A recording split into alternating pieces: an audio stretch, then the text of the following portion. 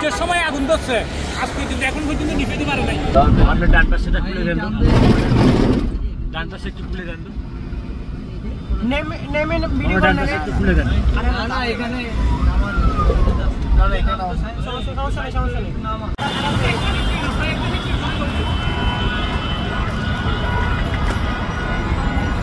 দিনের দুটোর সময় আগুন ধরছে, আজ পর্যন্ত এখন পর্যন্ত নিভেতে পারে নাই।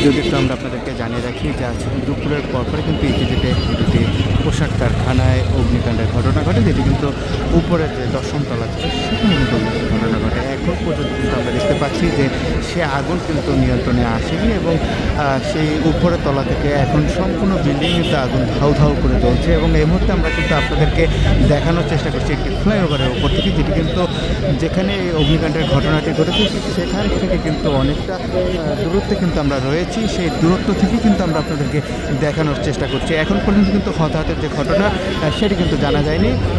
এখানে ফায়ার সার্ভিস, বিমান বাহিনী, বিজিবি সহ সশস্ত্র বাহিনী যারা রয়েছেন তারা কিন্তু আগুন নিয়ন্ত্রণের জন্য কাজ করে যাচ্ছেন। আমরা যদি আপনাদেরকে দেখানোর চেষ্টা করি যে কিছুক্ষণ পরপরই কিন্তু যে আগুনের যে ধমকা সেটি কিন্তু আমরা দেখতে পাচ্ছি যে কিছুক্ষণ পরপর কিন্তু আগুনের সেই ধমকা কিন্তু উড়ে যাচ্ছে। এখন পর্যন্ত কিন্তু আগুন নিয়ন্ত্রণে নিয়ে আসতে পারেনি ফায়ার সার্ভিস।